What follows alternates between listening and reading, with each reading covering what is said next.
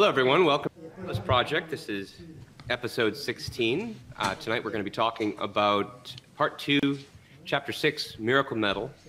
Welcome back, by the way, from our break. We took 2 weeks off. We're going to be going through the rest of the. I mean, basically, took our break at the exact halfway point in the novel. Worked out well.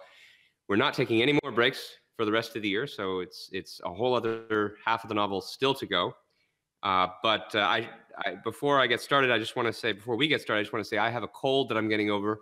And so you may occasionally hear me making noises. I'll do my level best to keep the mic muted when that happens. But otherwise, Greg will help us get through. So Greg, you want to start off with some overview observations about the chapter? Can't hear you. Oh, sorry. I said overview or ovary, as the case may be. I am not on my A game. That is for sure. All right. Yeah, this chapter has basically 3 sequences, 3 scenes, right? It begins at a meeting. At that meeting, this Directive 10-289 is passed, and a few related decisions are made. Then we cut to the scene where Dagny learns about this and promptly quits without any destroyer coming for her. And then we cut to Rearden, and we get a little background about how different people in Rearden's life react to this, particularly the wet nurse and people at the mills.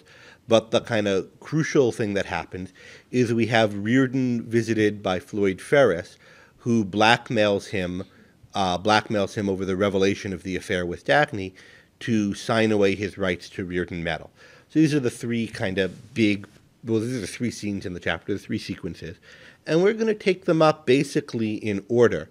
We're going to spend a fair amount of time on the first scene, trying to understand what's going on at this meeting, and also on the scene with Rearden and Ferris, because this is a sort of, I don't know if catharsis or climax maybe is the right word, of this progression that Rearden's been in.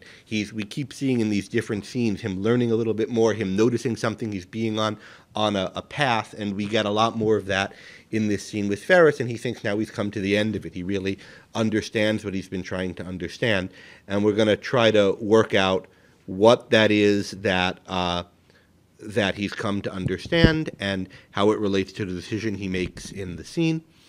I see someone said, Lester said there's no sound. Is anybody else having trouble with the sound? There was a couple of seconds when I didn't have my mic on when we cut to me first, but I think now people should be hearing me. Is anybody not? Ben, are you hearing me? Yeah. Okay, so I think the sound's okay. Pooja says it's okay. Ben says it's okay. Good. Okay. We're not going to talk too much about Dagny's learning and her decision to quit. We'll say a few things about that scene, even though it's a big decision in her life. But we rejoin her in Chapter 8 and Chapter 9. She's quit. She's away for Chapter 7. But we rejoin her in Chapter 8 and Chapter 9, and there's a lot of reflection on the decision she made and her understanding of the state of the world there.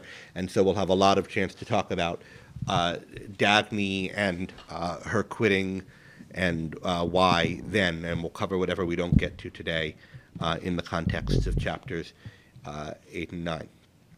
Okay, so that's where we are. Let's jump to the meeting. And Ben, do you want to start us off with that? Yeah, sure. So I just want to start by giving a quick, very low-level summary of what happens in this meeting. We're going to dig further into the significance of it as we go. But it's one of these kind of backroom bargaining situations that we've seen earlier in the novel, like at the top of the skyscraper early in part 1. There's some familiar characters that we've met before, like James Taggart and Orrin Boyle, Eugene Lawson, Wesley Mouch, Clem Weatherby, the first 2 being representatives of major businesses, the last 3 being representatives of various levels of the government.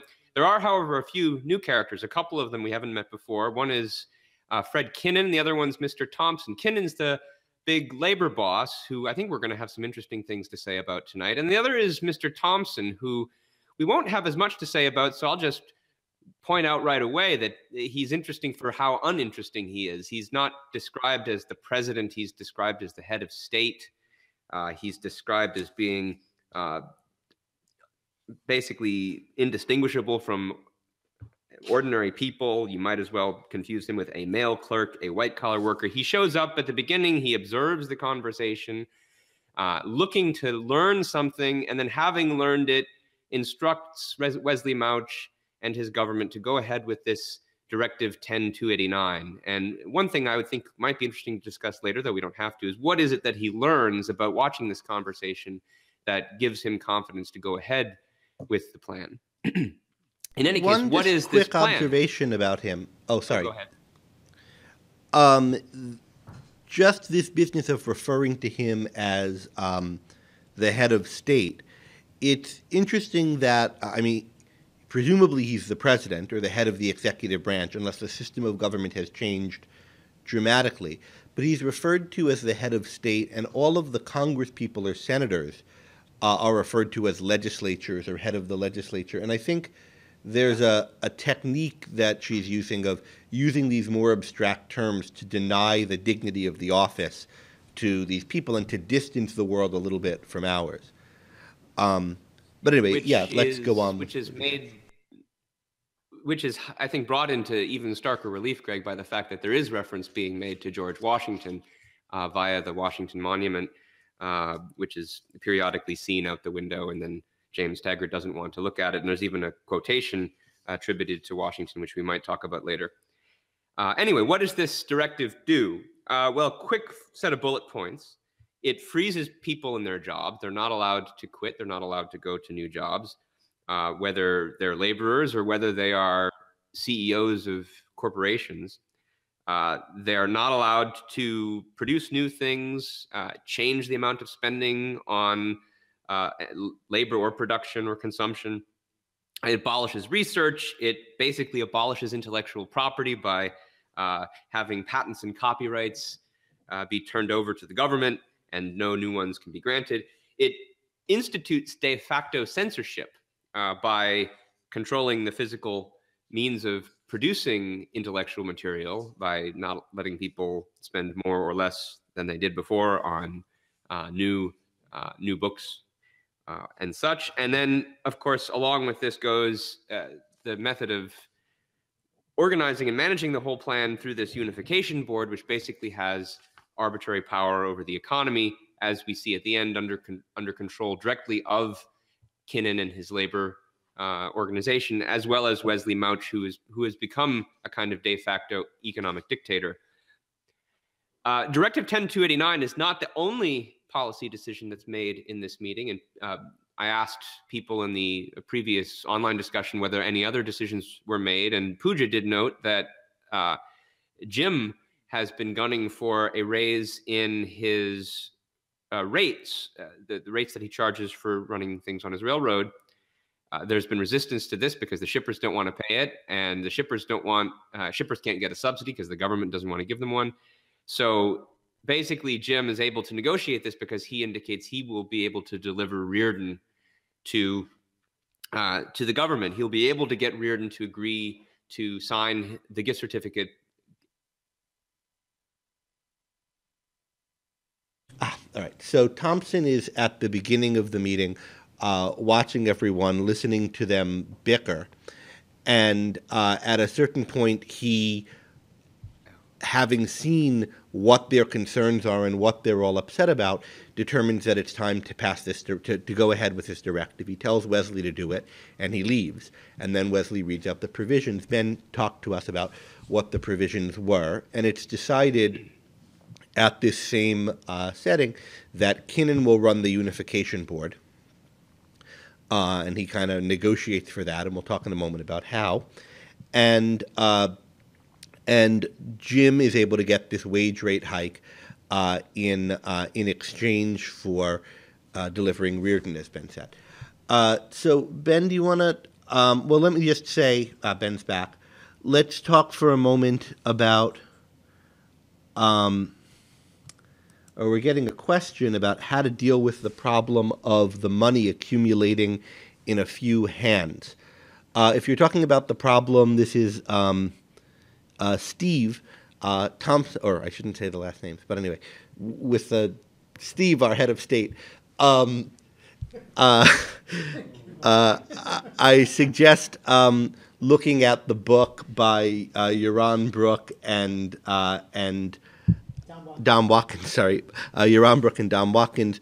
I think it's actually Don Watkins and Yaron Brook in the case of this book. Don's the first author. Equal is Unfair, which discusses that issue, and I think is a really good book. So there's a recommendation for you, Steve. I don't know Ulysses, I guess, but spelled in an interesting way. How do you join the Atlas Project? You go to facebook.com/group/Atlas Project and click join. And you'll see these broadcasts come up every Tuesday on the Atlas Shrugged page. We have discussion questions during the week. Okay, with those matters of business and technical problems, thanks, man, for putting a link in the comments. Technical problems underway. Let's get back into the subject matter of the meeting. So we can talk a little bit about how it is that they negotiate at this meeting. And so how is it, for example, that Fred Kenan manages to get the Unification Board, this group that's basically going to be dictating the economy, turned over totally to his people? Yeah, Robert. He has the most votes, i.e. the most workers under his direction. So that's all that matters at this point in the novel, and he's bold. He's honest about where he stands, and he wants to use that power.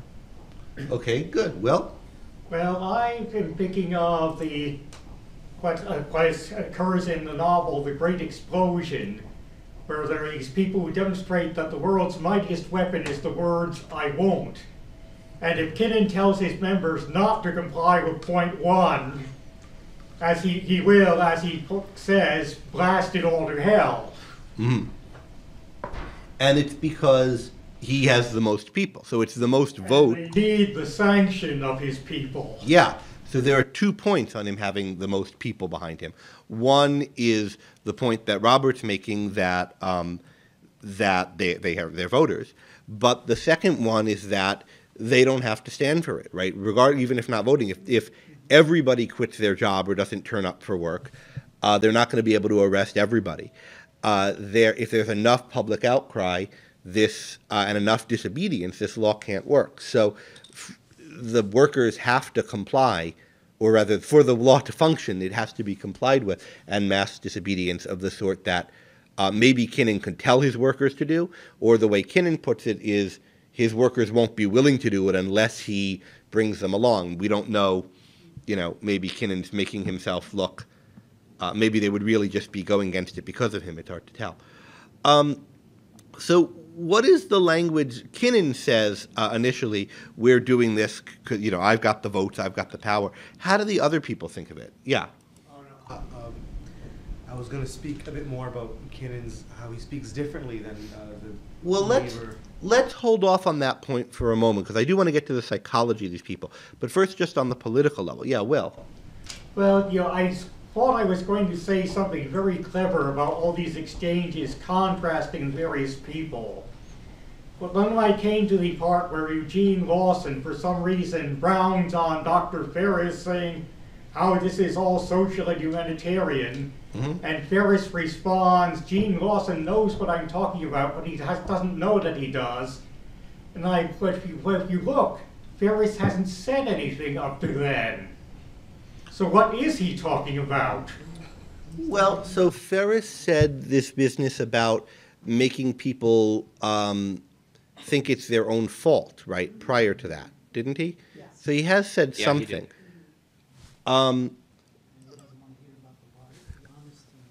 He doesn't want to hear about, yeah, that's interesting. But he says that afterwards. No, that's in the beginning. So yeah, on page 533, Ferris says, "Be sure to think it's their own fault," before Lawson says, "It is their own fault," and then Ferris says, "Gene knows what I'm talking about," even though he doesn't realize it. there's an interesting kind of psychological dynamic going on here. Let's turn to that. But before we do that, just a point, or one or 2 points about the kind of language of politics that's being used. So when Kenan starts to talk about how many votes he's got and how many people he's got, right? I think it's Boyle, or one of them objects, Boyle or Jim, I forget who. But, you know, this isn't fair, and this is a vital measure in the public interest, and you're trying to co-opt it to be all about labor. It's supposed to be for the public interest. And, of course, this is the language Jim uses. It's the language Lawson uses.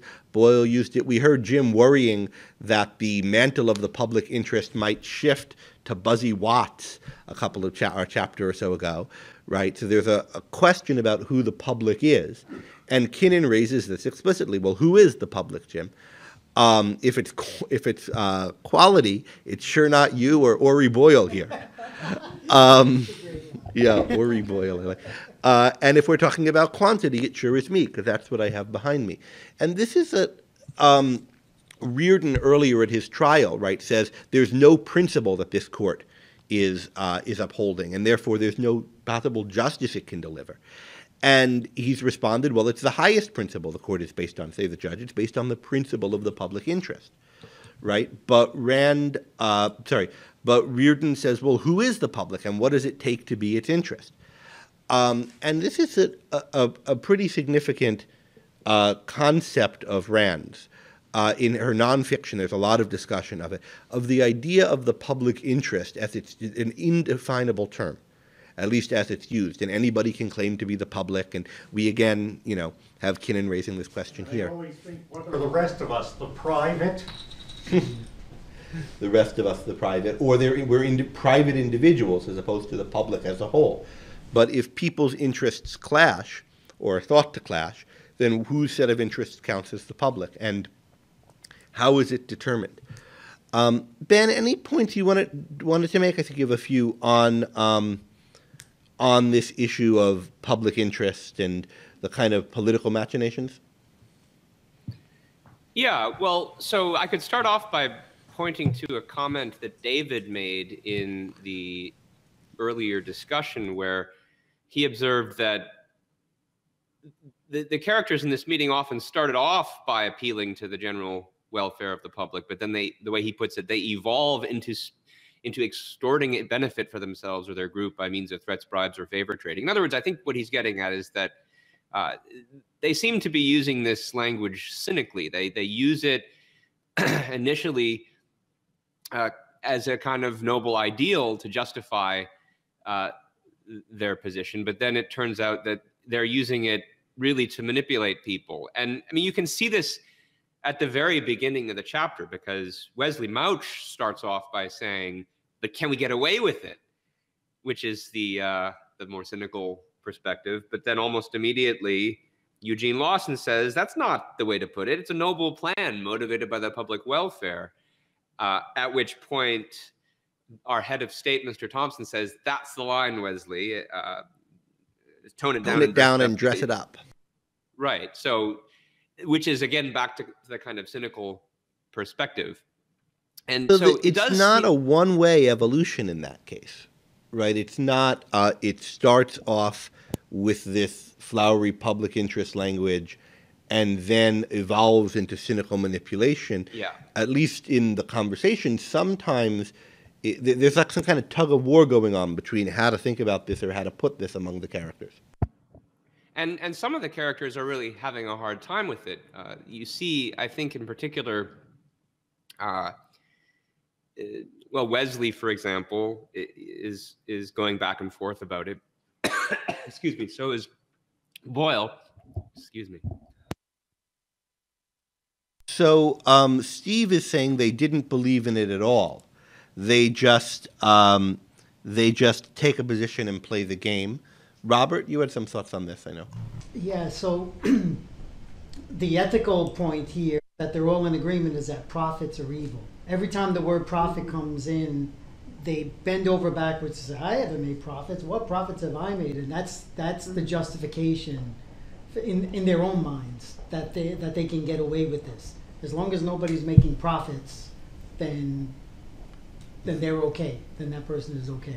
Now, whether they really believe that or that's just don't. part of what they're cynically saying is a question. Mm-hmm. Because some, They want personal profits, but not for their businesses. Okay, well, what was a previous chapter where somebody said that? yeah, that's a good point. And Gene Lawson said, I've never made a profit. Right. Whereupon Dagny retorted, that's the most immoral thing I've ever heard. Yeah. And it's interesting that this is Gene Lawson again, right, in this room. And if we're talking about this back and forth between, it seems like it's different characters have different profiles of how cynical they are, to what extent they're using this kind of moralistic language or the language of the public interest as a ruse to manipulate people, and to what extent they, whether it's the other people in the room or whether it's the public at large that they want to manipulate, and to what extent they either believe the language themselves or are using it in the privacy of their own minds. And I think that's what we see in, or not the privacy of their, but using it for themselves, not to get advantage over others. And I think we can see that in the first exchange, right? So Mouch says, can we get away with it? This is even before the directive itself is proposed, but we don't know exactly what scheme is being discussed, but something presumably that's one of the provisions of it, or something that will come up in the directive. And Lawson's response is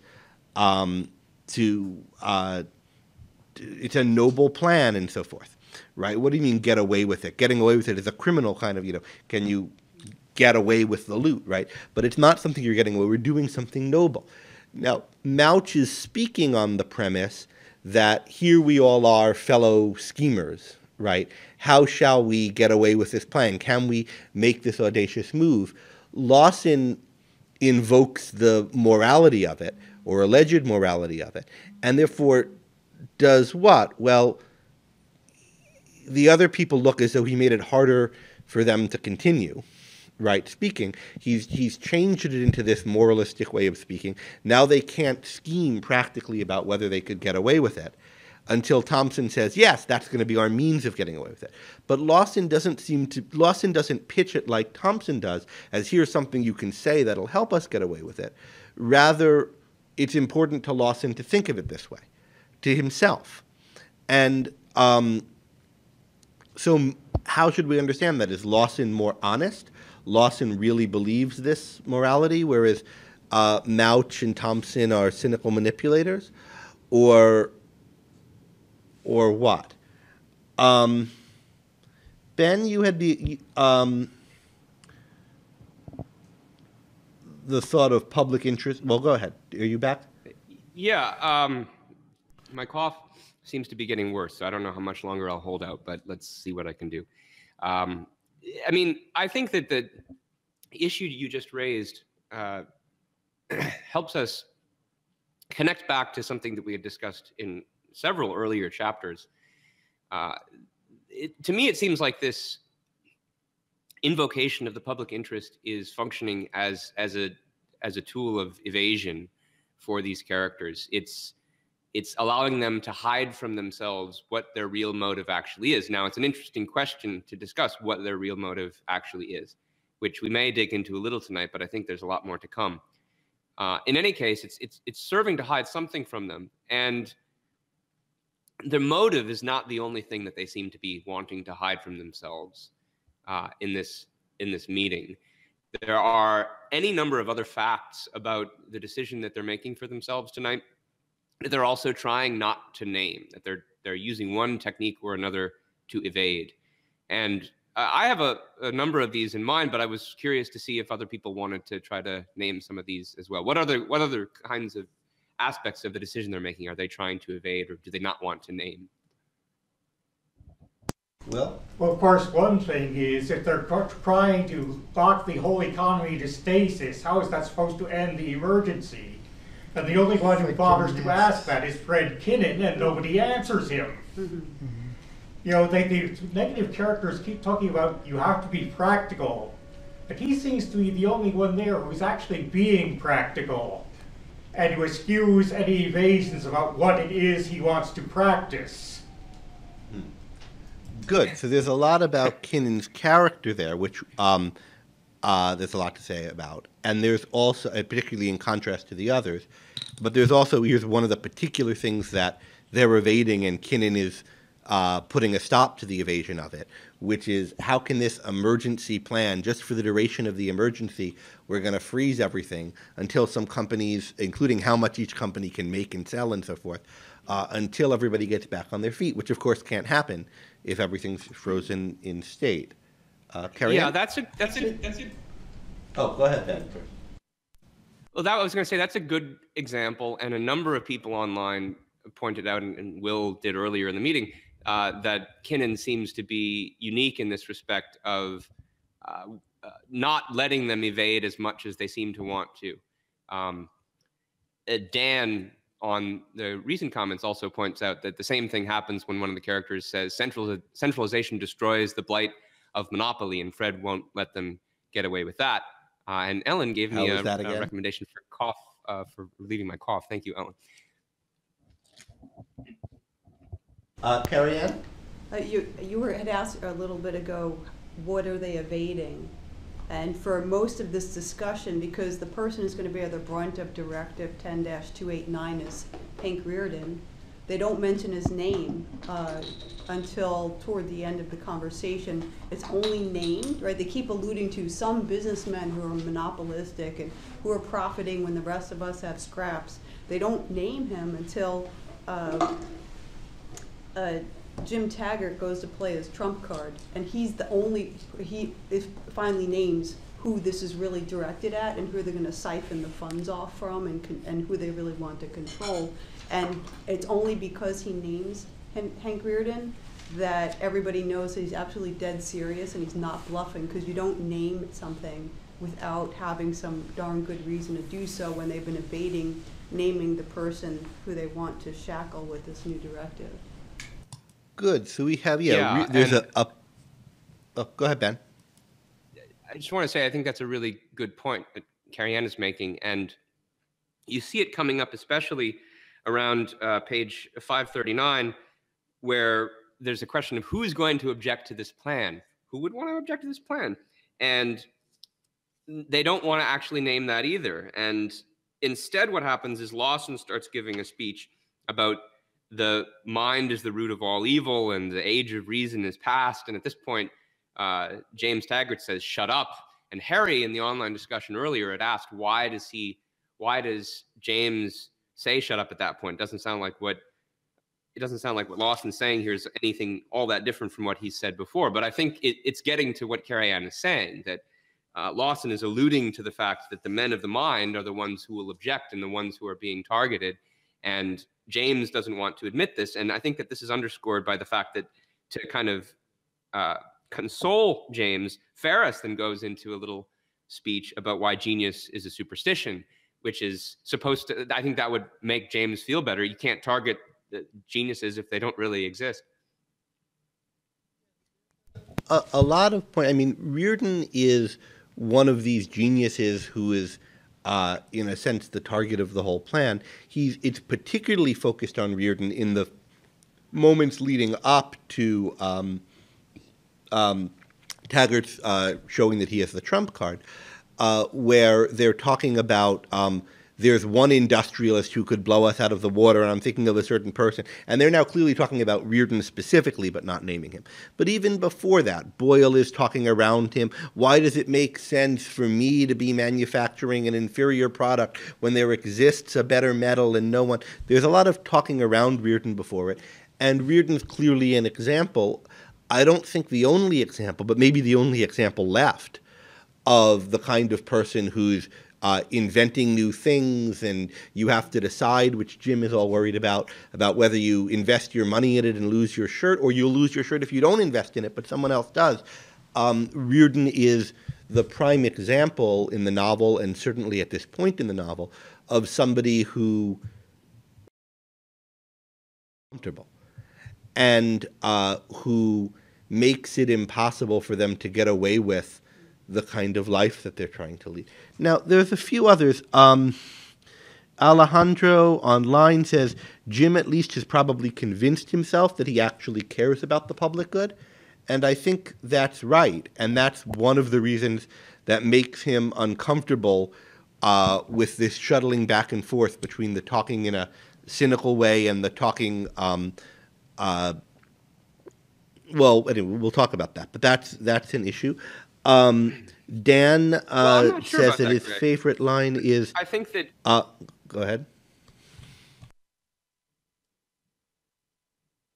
Well, I was just going to say that he does seem to convince himself verbally at one point, but like on page 539, right after all of the provisions are read, James reacts to it with the trembling intensity of an involuntary scream and says, if we are to perish, let's make sure that we all perish together. And here he is admitting some motive other than the public interest, at which point Boyle says, no, it's a very practical plan and it'll benefit everybody. And James says, oh, yeah, you're right. It's a very practical plan. So, I mean, he's able to convince himself, like temporarily, I guess, and verbally, but whether that constitutes some kind of core conviction, as you see, I think in the case of Lawson, I'm not sure. That's what's really interesting about this. There's the way Ankar Gate puts it in one of the essays in the Mayhew volume that I'm forever recommending, Essays on Ayn Rand's Atlas Shrugged. The looters are evaders. They are trying not to look at certain facts, and this is something we've been talking about a lot, this idea of evasion over the course of the whole project. But what they're doing with passing this directive is something big and bold. It's a major step.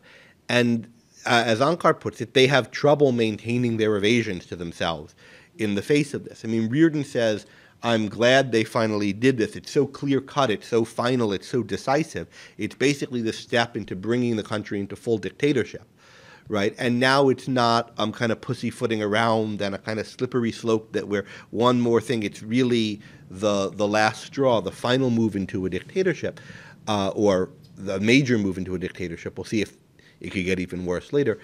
And so this is a situation in which it takes high power evasion, so to speak, to deal with. And we can see these guys cracking up a bit.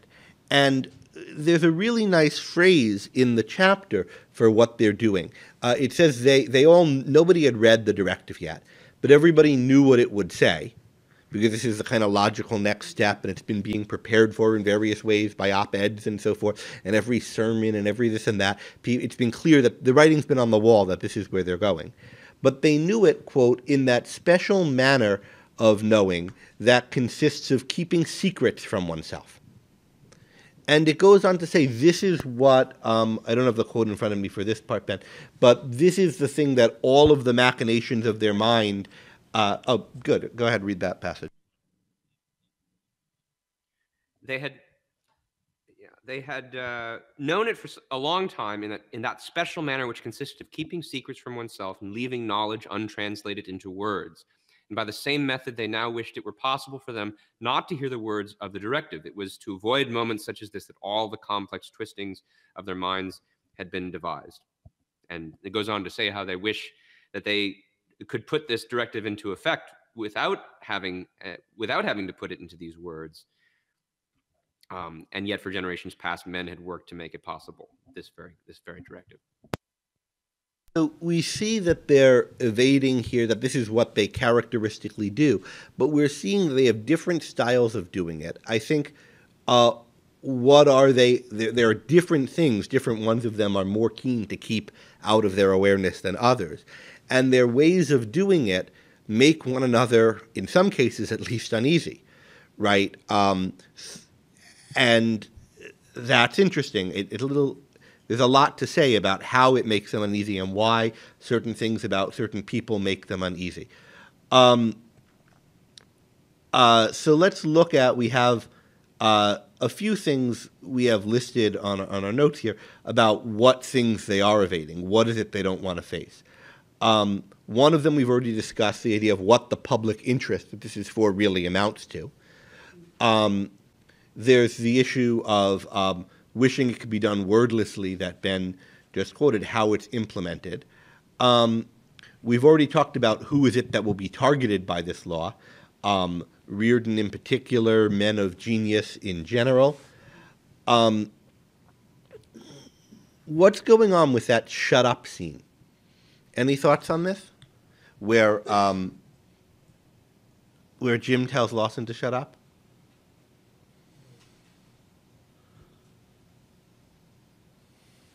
So what happens is, right, Lawson says something like, Lawson or Mouch, I forget, what do we care if the rich object? And then is it Ferris who responds? It's not the rich who will object. And it becomes clear who it is that will object, right? The men of intelligence. And Lawson then goes into this hatred of intelligence rant and whatever. And at that point, Jim tells him to shut up. Why? Why does Jim tell him to shut up? We don't have to listen to him, do we?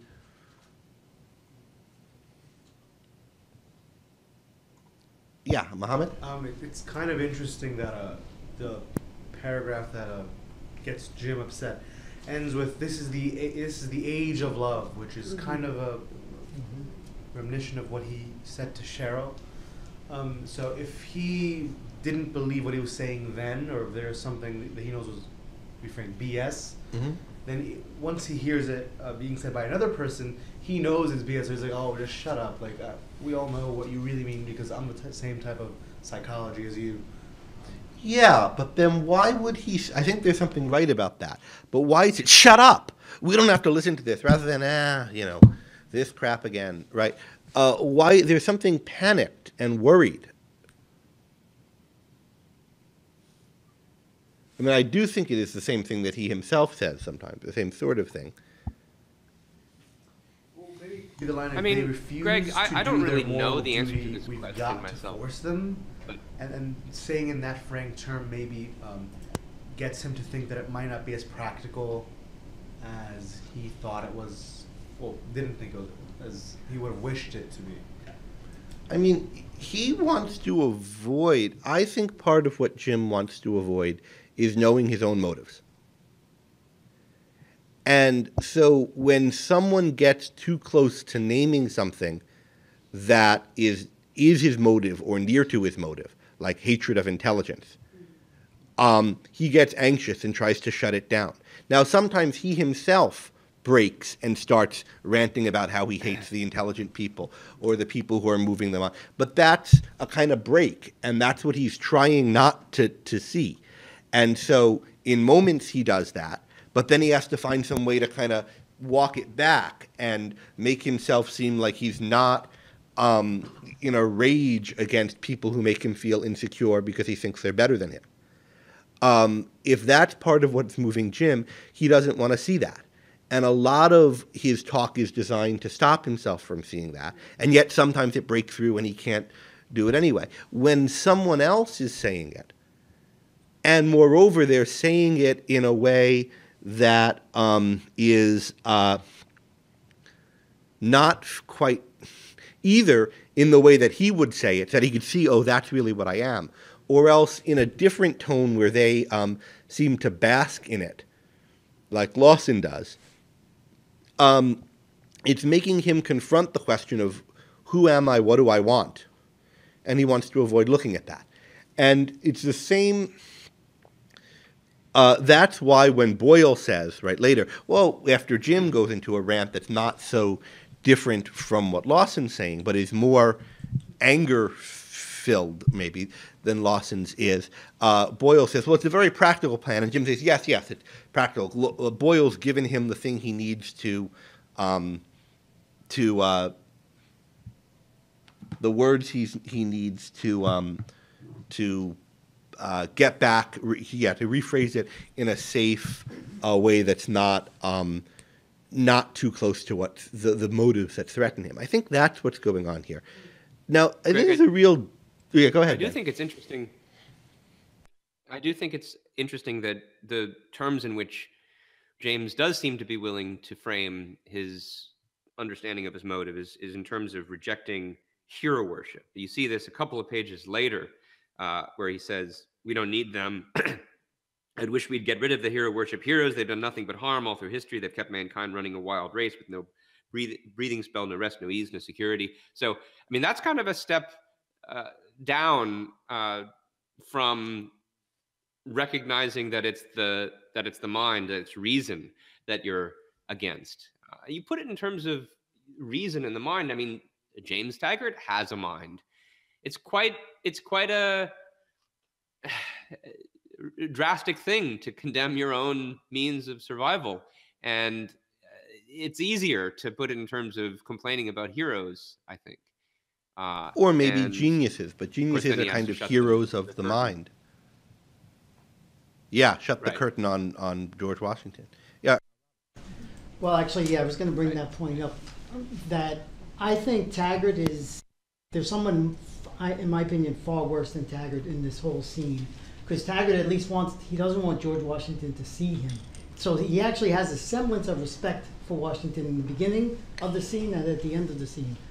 But Ferris is hands down, in my opinion, the worst, because he's calling for murder, and even the others are shocked by that. And he's not affected by things that affect the others. So Ferris is the guy that really gets under my skin, and I think in this room is like one of the real examples of him just really wanting to be a dictator, wanting to kill, and no questions asked.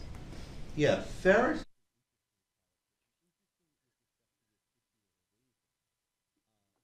Your sound just went off, Greg. Oh, sorry. Ferris is an interesting character, and interesting with respect to this issue of evasion. He is, in this room, right, he and Kenan seem to be the ones who state truths that others are uncomfortable stating. Now, Kenan seems to do it to tweak or challenge the others. Ferris will often give people the evasions they need, like he does to Jim, but it seems like he's doing it knowingly and aware that it's BS, and in other contexts, he'll play it straight. Like we saw him tell Stadler, "Look, this is a bunch of BS in my book, and it has a purpose to get people to think this way, but who cares if it's true?" And then with Rearden, right, he'll cut the BS and name exactly what's going on. We're after power, and we mean it. You guys were a bunch of pikers, and so forth. So he's a kind of, he knows what he wants, power. He's explicitly calculating, and maybe that makes him worse or more evil. We don't. I mean, there's a question: is Ferris evading? And likewise for Kenan. If so, what is he evading? Let's not try to answer that now. But, or do you have an answer to it? As to whether Ferris is evading, Kenan thinks he is. Because when Ferris gives the genius a superstition speech, and the genius is an intellectual scavenger, and yada yada yada, and then Fred Kenan says, "Are we here to talk business, or are we to kid one another?" Mm-hmm. So it just depends on whether or not Ferris believes the theories he's given her. Yeah, is Ferris just kidding Jim Taggart, or does Ferris believe it? Ben, there's one or two more people here who want to talk on this. Do you want to go on with that, or do you want to break in now? Go ahead. Go ahead. I wanted to make a point about Kenan. Part of the reason that he has so much strength among his henchmen is that he's a pragmatist and he's somewhat more of a straight shooter than they are. He freely admits that he's stacking the cards by wanting his own men on the board, and he prides himself on being uneducated. Never went to college. Precisely. And Yep. one of the things that allows other characters to evade reality is that their college education has taught them to do so, and a long philosophical tradition has taught them that that's the way to go. But Kenan, he explicitly rejects that, and that gives him a sort of power over the more intellectual characters. Yeah, although I wouldn't say that he's a pragmatist and they're not. I mean, people do use that word that way sometimes, but and people talk about, like, is Obama a pragmatist? Is Trump a pragmatist? Was Kerry a pragmatist? What about George W. Bush? The way pragmatism is a philosophy that's taught in universities, and Ferris is a pragmatist. I mean, he's the kind of philosophical line he spouts is a kind of further degraded version of pragmatism. Is certainly, you see a lot of pragmatism in what's the name of the philosopher? Pritchett, Simon Pritchett, yeah. Also, so pragmatism is what, as Rand sees it, what you would later call an anti-ideology. And it's a bunch of ideas that are set up to get you to not think about certain things and to drown out certain ideas in your mind. And so in a way you can say what Kenan is saying is, I'm not a pragmatist. I can see deep principles and connections which you guys don't see because I haven't been to college and programmed out of them. Whereas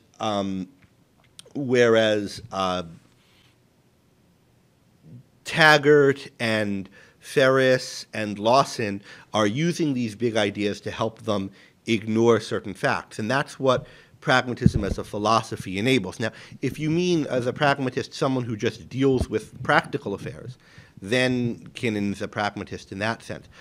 But I think the idea of pragmatism as a philosophy is meant to make you think that it's practical to deal with matters in the way Mouch, who also is dealing only with practical concerns, right? And in a different way, Kenan do.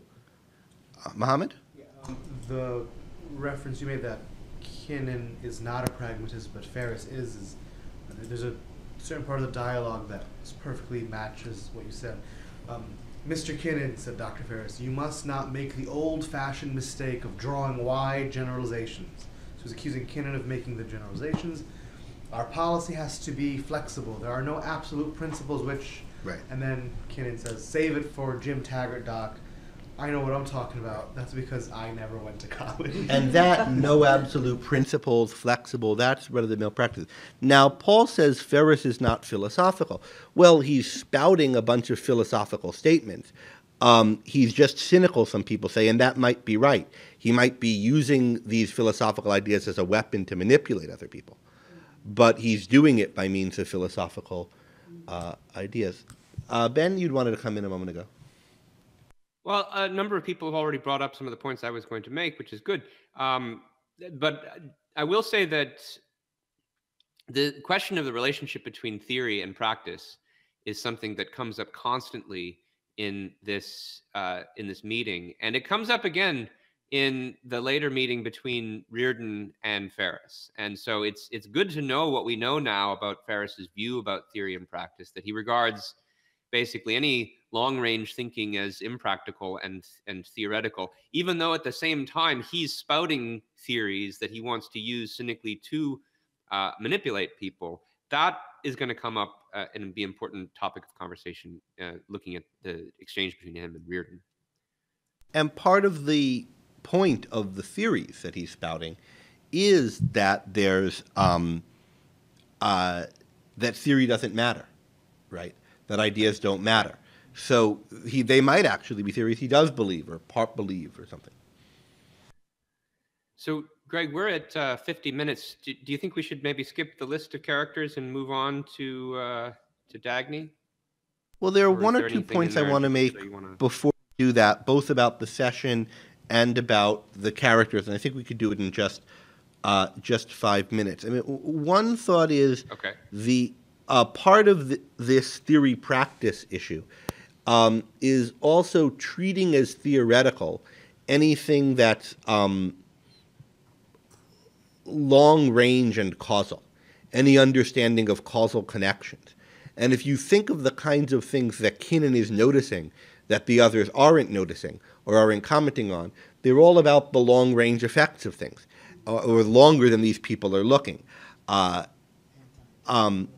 This is like the same. This is the opposite of the Industrial Revolution, the anti-industrial revolution. How is it that anybody is going to, over time, improve and get out of this state of emergency if we've frozen everything? They're not. Some of them are issues of looking to the wider context in ways other than strictly noticing the causes or effects of things. But a lot of them are noticing causes and effects of things, and the characters are always, they're taught, it says at one point, that the law of causality was a superstition. They think only in the range of the moment. Jim knows how Wesley Mouch got his start, and yet he thinks of him now as this great, powerful person, even though he's really a zero, right? Okay, so causality as a particular issue of evasion. Go ahead. And this connects to some of the things that we discussed about how all of this really exemplifies the looting mentality, which definitely concerns evading not just causality, but the fact of the future and narrowing your range of focus to the immediate moment. And in previous chapters, we talked about how Dagny, for example, was noticing that Jim's plans were narrowing their range of awareness for the future, and she was pointing to questions they couldn't answer about what they would do, 2 years out. And I think I even raised a question at that time. If they keep narrowing further and further, you wonder how this will wash out. And I think we've now gotten to the point.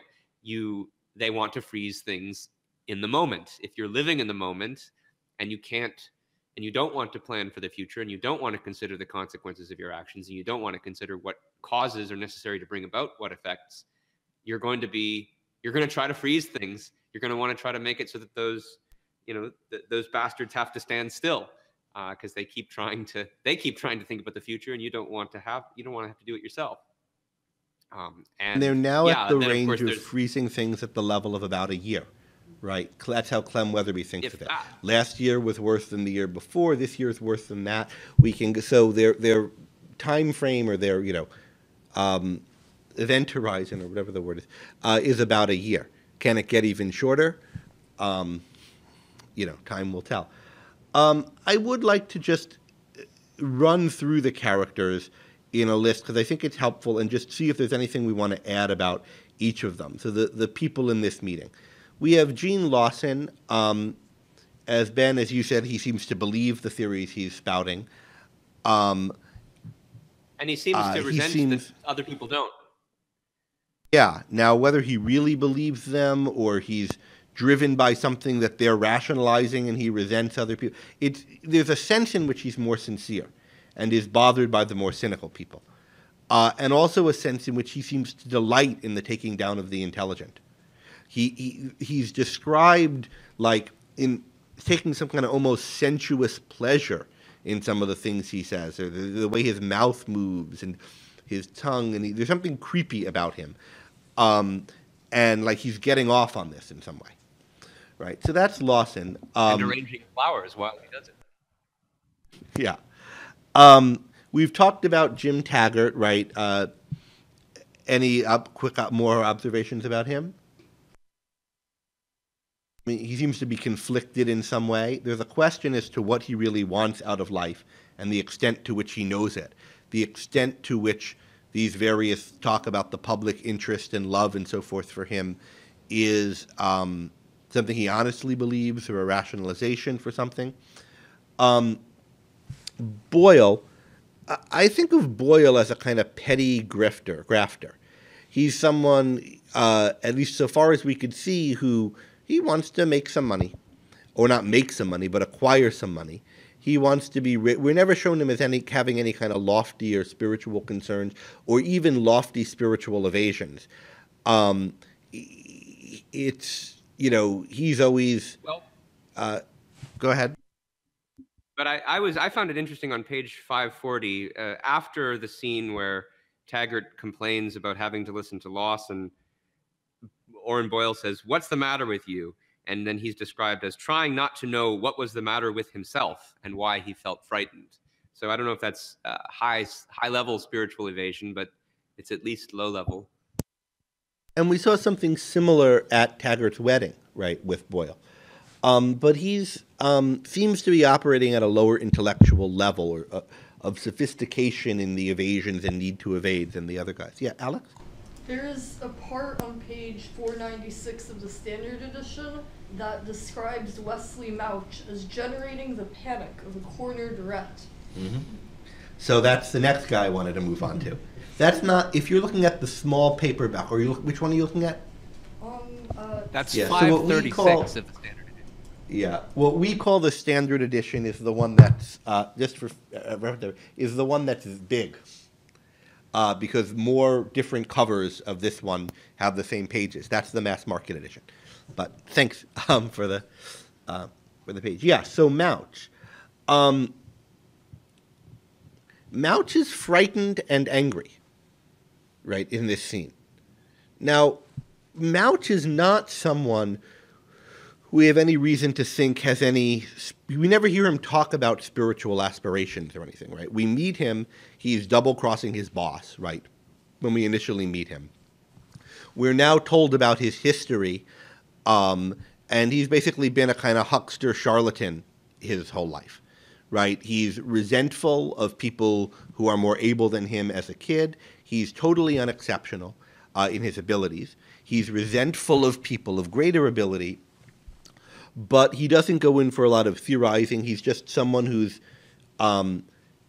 involved in short-range, crummy schemes, like selling a bogus corn cure, that stops working when he gets to the level of trying to sell automobiles.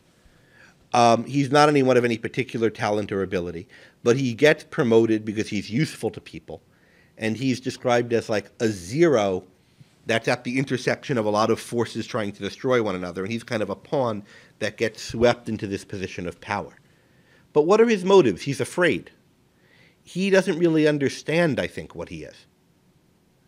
And he's worried about the fact that the economy is doing badly. He doesn't know how to fix it. He's unable to fix it. He thinks he needs wider powers.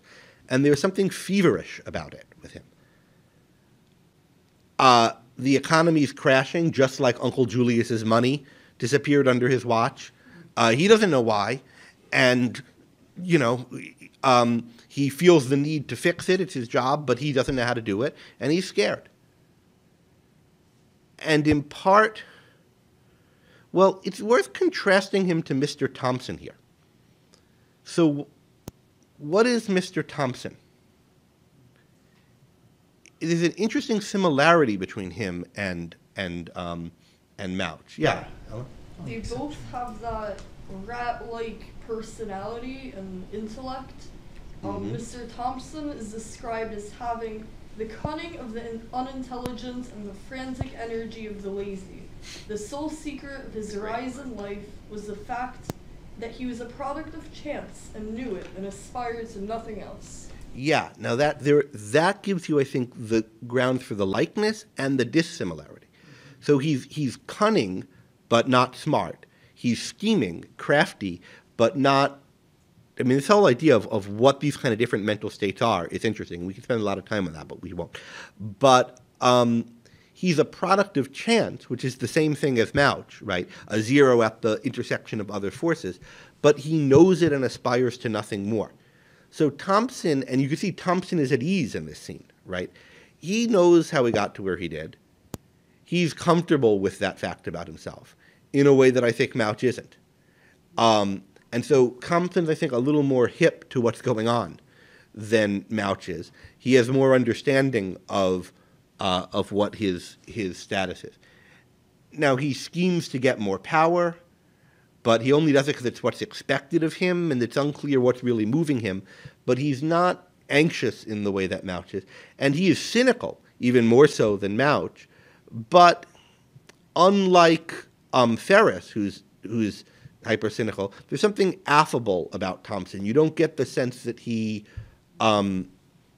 is excited by the prospect of killing people, like Ferris is, and like it seems like Lawson might be. Carry it? Actually, I hadn't thought of that before, but that's a really good point because it goes hand in hand with him knowing who he is. He knows he's mediocre. And he doesn't aspire to more than it. He doesn't resent people who are not mediocre. He'll just like toy around with stuff and people until he can, continue keeping his place in power. But he doesn't resent them like the other guys do. Like Jim and Ferris, these other guys resent people of intelligence and are constantly trying to, and they have this hatred and loathing that erupts and emerges, and that's why they're not affable at all. People don't like them. Thompson's at least affable. That's probably why he's head of state. He's like a perfect public persona of a non-entity who's fine with being a non-entity because he's sitting up where he wants to be, and he doesn't mind being like that. Now, this is our first meeting of him, and we're going to see more of him. It'll be interesting to see how he interacts with the more august characters, Dagny and any others he might have scenes with. I can let on. He will have some scenes with Dagny. Ferris, we've talked a fair amount about. He's a power seeker. He has the soul of a thug and the look of a gigolo, Rearden thinks, this incompetent little professor. He seems to know explicitly in his own mind a lot more of what he's doing than someone like Jim Taggart is comfortable letting himself in on. But we don't really know. I mean, there's a question of does he know all the way down, and we'll have to think about that. Kenan is the last one to talk about. And I think evaluating Kenan is an interesting issue. And Ben, do you want to I'm just going to say a few sentences about Dagny, and then we'll go right to the Rearden scene. So do you want to just walk us through some of the Kenan comments? Well, I mean, a number of people noticed, the other Greg and Betsy noticed, and Pooja, I think, that Kenan is much more open. We talked about this before. He won't accept the BS, is more interested in naming facts.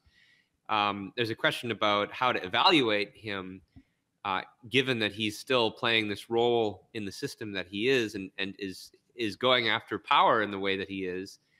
Betsy made a comment that he was kind of like Gail Wynan from The Fountainhead in this respect, that he even makes mention of the fact that he didn't create this world. He's just trying to get by as best he can in the world that other people created for him, using these college theories that they created.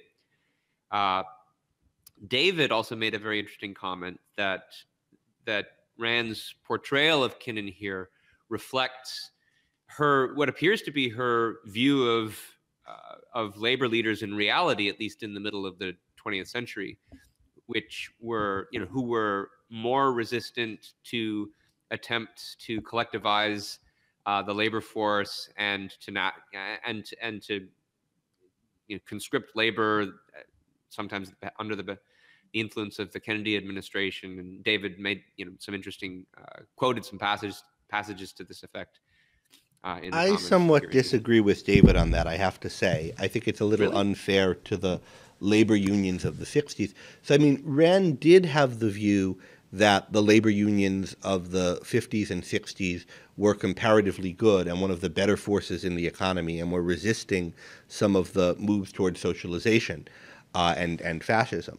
And so finding Kenan a more sympathetic character seemingly than some of the others in this scene might put you in mind of that, and there's something to that. But Kenan is not resisting the move to fascism, and he is part of a committee of goons that's attempting to impose dictatorship on the country. It's just of the members of the committee of goons, he's the one who's willing to say that that's what it is that they're doing, and he's not mincing words about it.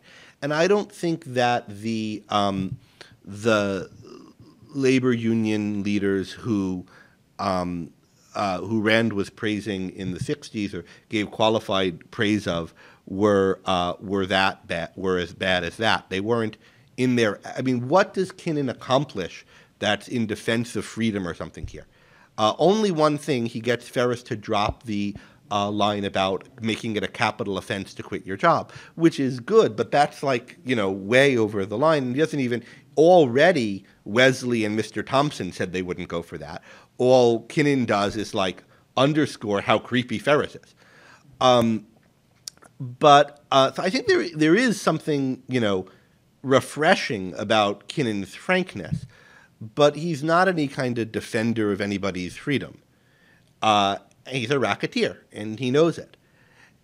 Now, there's the question about, I think the Winan comparison is an interesting one.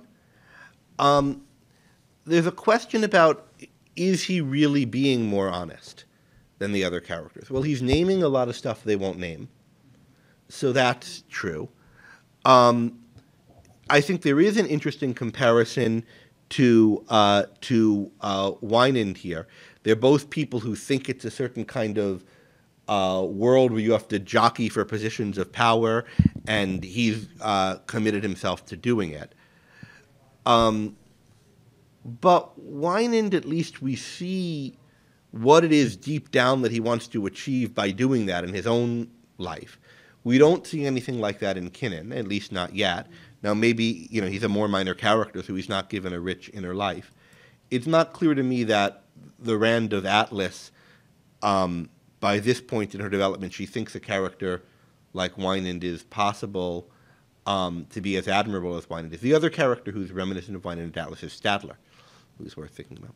But is Kenan evading anything? Is there any fact that he's not naming to himself? Is anything that he's saying an example of him keeping secrets from himself or bullshitting himself? BSing himself, I should say. I don't know what words I'm allowed to use on Facebook Live. Carrie Ann? For all his attention to causality, he says we don't need to, we shouldn't care about the businessmen, it's the workers. And so that, the fact of ignoring really the source of productivity, right, he's looking at what the labor theory of value here, that it's really the workers in the mills and steel plants and such who are where the source of power is in terms of productive power, and writes off the businessman as the source. And I think that is perhaps the biggest evasion I can recall him committing. I mean, it might be that he's just doing that, saying that in the world as you guys made it, which is not going to last long, and so forth. This is where we are now, and so you can't afford to do that. I mean, that might just be a manipulation, but even if that's true, and I'm not convinced that it is, what about this, I didn't make this world, you guys made this world, I'm just going to try to, I mean, is that an honest position to take? Greg. Ben? Well, I was just going to say that at one point, he openly admits what he's after. That will give you a hold on every business in the country. What do you think I'm after? So he's after some kind of power. And I mean, one thing that I ask questions about is whether this is a viable, valuable goal. And if he thought about it, he could challenge himself. And I mean, here's somebody who is the head of basically all of, and if he wanted to, they could go on strike. Yeah. And we meet, another labor leader. Test this. We meet another labor leader, right? Yes, there's the labor leader who The first one to quit. Attacks Dagny or tries to stop the John Galt line from meeting. But in this chapter, we meet the boss of Tom Colby, the boss of Rearden's union, who says, they've been trying to tell me, Mr. Rearden, that it's you against me, but it's not. It's been the two of us against Orrin Boyle and Fred Kenan all along. And if we had a guy who was leading labor, who was making the case that there's a harmony of interests between industrialists and laborers, which Kenan seems smart enough to do and to understand some of this, right? Then he could have been doing a lot of good. He did contribute to making this world. We have every reason to think he's contributing to making it now. He could, for example, expose this meeting. So, I mean, people ask, is he worse than some of the others? And it's unclear how you judge degrees of evil. There are interestingly some essays in Ayn Rand's own journals, in her own notes, where she does this. And she's thinking about, like, is Orrin Boyle worse or better than this other guy? As she's trying to evaluate some issues, other issues about motivation and characters. She says at one point, Boyle might be capable of a little bit of pleasure, whereas she doesn't think some of the others would be, in the form of, like, enjoying a drink. But yeah. So, all right, let's move on then to the. Go ahead, Robert. Just want to name the significance of May 1 being the date that it goes, that they announce it. That it's. Go ahead. It's Well, May it's Day. May Day, Yeah. so obviously that's historically Communist, significant. yeah. Yeah, that's plausibly the reason. I don't think she would have done too much to make it work out that way, but it fits in with the spread of the story that it should be, and it is a significant day. All right, I just Except want to mention. keep in mind that Mouch picks it offhand. He's kind of leaning forward on a desk calendar and toys with his pencil, and his pencil strikes a date. So it's not like Mouch is a communist and deliberately picks it for this reason. If in the world of the novel it's an arbitrary date, it might be that in our world the author picked Dramatic it for that irony symbolic of some resonance. Yeah. Right. Well, I just want to make one observation about Dagny's quitting, which I think is interesting, which is it's said in that scene that she's motivated by the love of rectitude, which had been the only love that had moved her whole life. And anytime you get a statement like this is the only thing that's motivating someone, or the central purpose, or the central thing that's motivating them, I think it's worth pausing on that and thinking about how that's related to the other things that we know she loves or that move her, how they can be seen as expressions of rectitude or rectitude as important to them, right? She idolizes Nat Taggart, somebody who intransigently kept going his own way and building his railroad because he knew it was good and right in the face of every kind of opposition, and nothing could stop him, and he adhered to what was true and good. He admires that about Hank Rearden, right? Her symbol, the symbol of the railroad tracks extending straight out beyond the horizon, is an important symbolism to her about what she wants out of life, the man at the end of the railroad track. Rectitude has to do with straightness and perseverance on course, right? So I think we can see how a love of rectitude is a part of all of Dagny's other values. And she's not willing to give up on any of her values, and we'll talk more about that later. But I don't, Greg? let's return to this in chapter 8. Yeah. Go ahead, Ben. One quick observation about this. David, in the discussion online, I thought made a very good point that Dagny was willing to put up with the drudgery of her work for quite some time. And he theorizes that she quits because once she is put into slavery and also made a slave master where there's this dictatorship imposed, the drudgery no longer seems worth it. I mean, you could motivate yourself if you thought things might get better, but now there's no hope that they can. And I think that's apt, especially because when you look at the beginning of the scene, even in this state of the story where she is bearing so many burdens and she's having to deal with all of James's scheming and the consequences of the previous directives, even still you get this kind of benevolent outlook as she's waking up in the morning. The exhaustion's gone by the time she steps back into the office. She feels a tightening energy in her body. It's because it's the beginning of the day and it was a day of her life. So there's still this benevolent outlook, even under the worst of the drudgery that she's having to undergo. But this is something that can't last under this kind of discovery. But I don't think it's a kind of calculating, I mean, maybe this is, it's not worth it because I can't project a future that I could get to under this new law. I think we'll see more of her thinking along those lines the next time we see her in the next chapter, where she's thinking about, well, what can I do now that I'm without the railroad? But I think here it's, a kind of indignancy and anger. Now, maybe that's the cause of the indignancy and anger, but there's a kind of principle: you can't be a slave or a slave driver, and I won't let them turn my railroad into that. and I'm going to join Nat Taggart when I take a stand against that. I'm not betraying him. Rather than I don't think it's as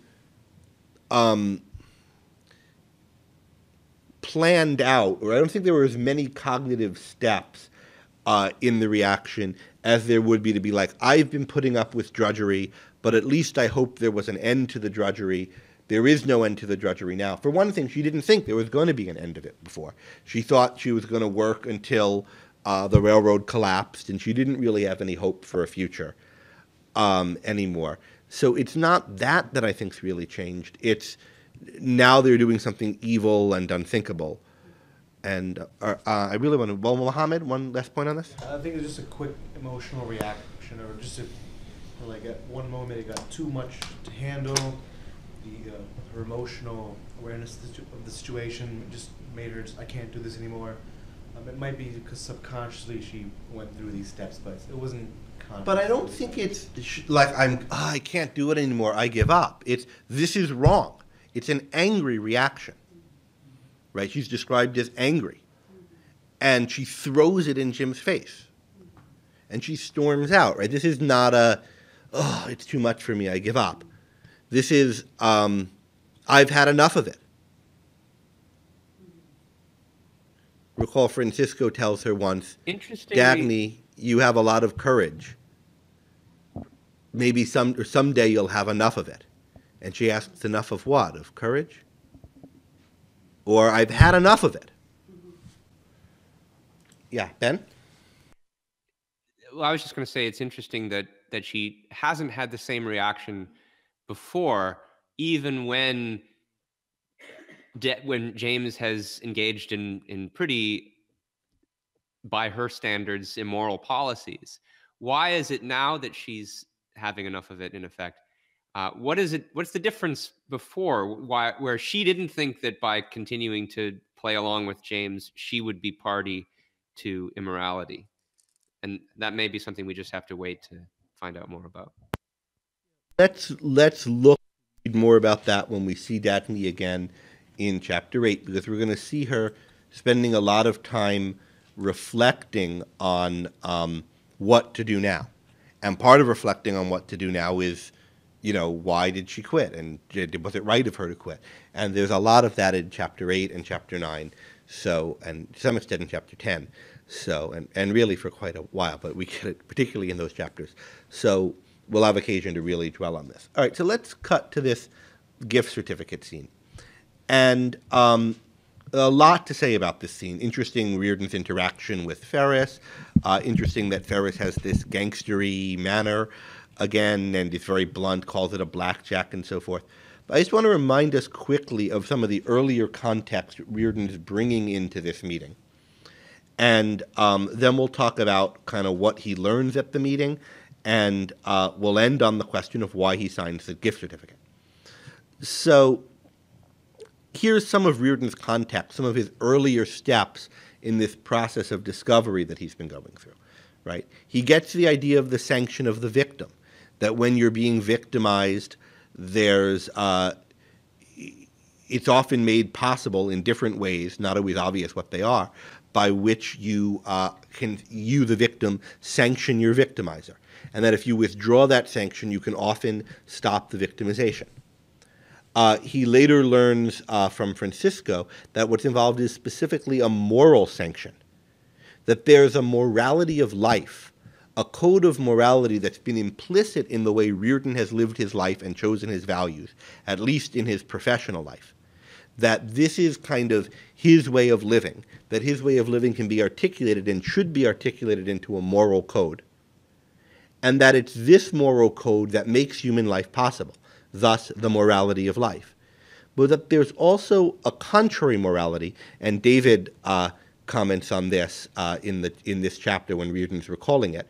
Francisco says there's a contrary morality. If yours is the morality of life, what then is theirs? Francisco doesn't answer, and Rearden doesn't quite answer in words in this chapter, but he's been noticing that the looters, that his wife, that the other people are often functioning on a morality contrary to his. There's the idea of different moral codes. His moral code is the one that makes life possible.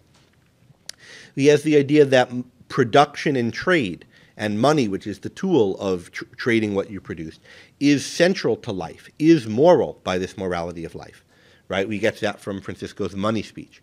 He gets the idea of white blackmail, the punishment from which the guilty are immune. He got that from his previous encounter with Ferris and from seeing how Lillian was dealing with his adultery, her gloating over it, her attempting to punish him by guilt, but where the punishment relied on his own virtue to work, and so therefore is a punishment from which the immune would be, from which the guilty would be immune, a punishment that only works on the innocent. Why does it only work on the innocent? Because what powers the punishment is his own rectitude, his own virtues, virtues that are part of this morality of life, which is what drives Rearden, and yet are now being turned against him by being made to act on the standard of a contrary morality.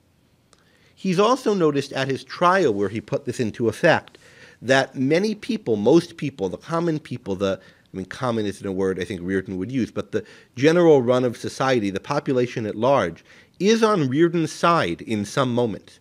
They were cheered him by the rails of the John Galt line. They cheered him when he won his trial. Or quite won, but when he showed up the kangaroo court that he was put in front of, people rallied to him at these moments. People rally to him at these moments. They cheer him at these moments. But then they forget that as a sin. They forget as a sin that which had made them cheer Hank Rearden, right? So Rearden has the idea that the best in people is often on his side, and yet people don't maintain that best.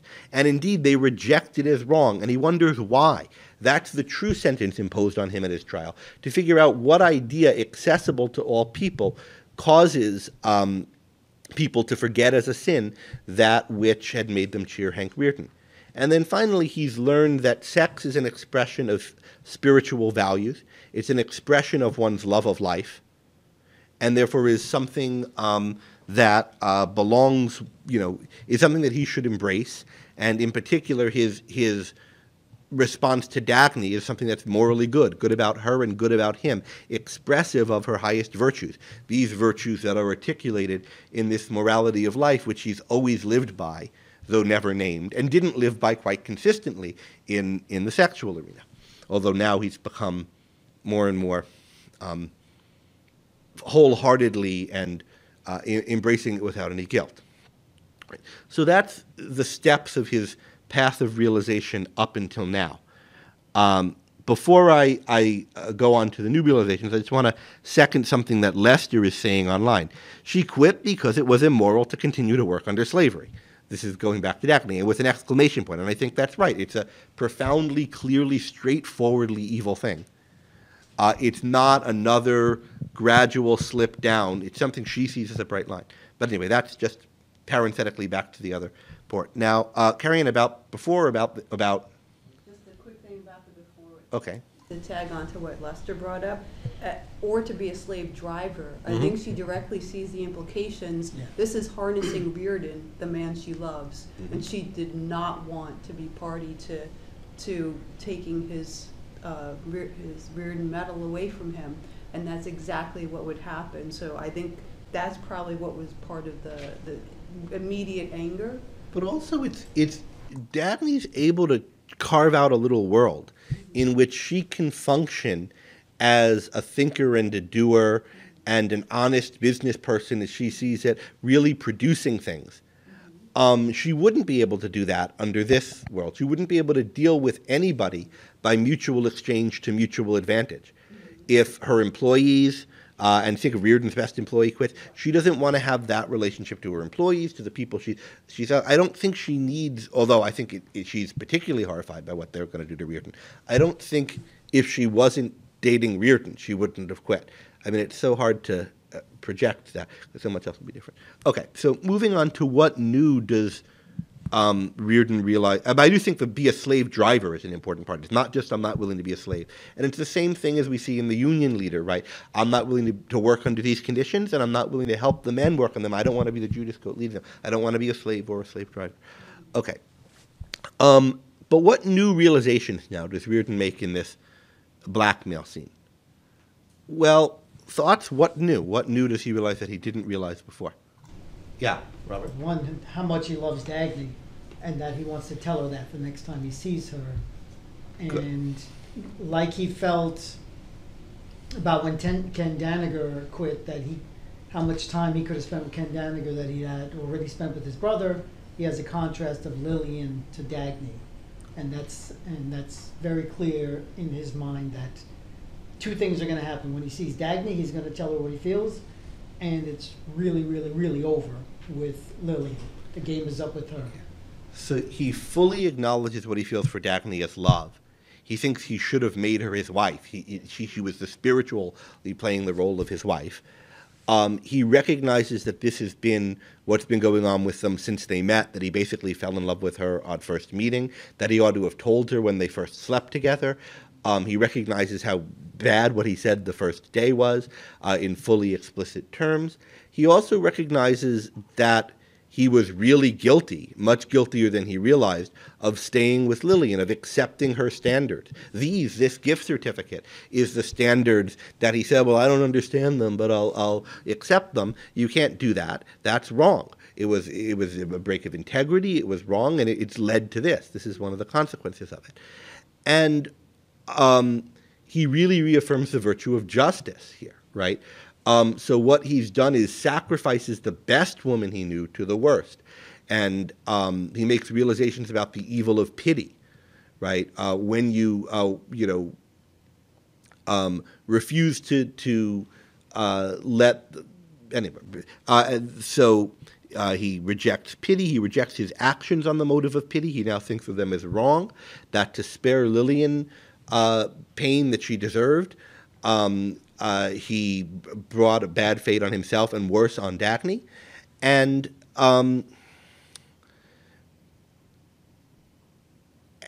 he realizes also what was wrong with the view of love that led him to think that he still owed something to Lillian. This idea that love is a static gift with once granted doesn't need to be earned anymore. So this idea of, well, I said I loved her once and I married her, so I'm obligated to her forever, regardless of the continuing nature of that relationship, which is what was driving him to have to stay with her, is something that he changes. Other realizations in this scene? Yeah, Al? Rearden realizes that what the looters most truly despise about him is his mind. At one point he says it's appropriate that they call it miracle metal because they could never in those 10 years even have produced the level of work that he put into his metal. And that's why they're trying to condemn him. They're jealous of the intellectual effort he put into that. Yeah, although despise strikes me as an odd word in that case, depending on what meaning of despise you have in mind, because there's... Go ahead, Ben. I was going to say, I think that's important for a theme that we sounded earlier tonight about the evasion of cause and effect that goes along with the looting mentality. And I mean, the way that Rearden makes this point, that in their eyes, the product, it could be nothing but the product of an unknown, unknowable cause, an object in nature not to be explained, but to be seized. So that it's not that they despise his mind, it's that they're unwilling to even recognize that it is the factor that brings something like this into existence. And there's lots of other examples of that in the way that Directive 10.289 is being constructed. And now think of it as the people he thinks about are Mr. Moen, who's a kind of nothing, who's an evasive, he won't look straight at any fact. But Mr. Moen is not animated by hatred so far as we've seen. He's a bit resentful when he's pushed out of his stagnant routine, but he's not it's like a super nasty kind of character in the way that Jim Taggart and Floyd Ferris and Lawson maybe are. He's a kind of loser who's a bit resentful sometimes and not willing to rouse any effort to himself. And what Rearden thinks about when he thinks about Mr. Moen making it is not Mr. Moen's hatred of him or resentment, but just this dopey guy who has no understanding of what Rearden metal is and can't even conceive of what I did to make it. He's going to putz around and, by muscular ape-like motions that he wouldn't know to perform if not for me, produce this stuff. And Orrin Boyle, who similarly doesn't seem to be driven by seething hatred of Rearden, except insofar as it's directly materially like I'm poor because I'm not as rich as I could because he's richer. He has all the customers I don't. There's a kind of low-level envy there, but we don't see Boyle fly into rages the way that Jim Taggart does. So maybe deeper down, that is what's driving Boyle, but at least what's salient to Rearden here is this.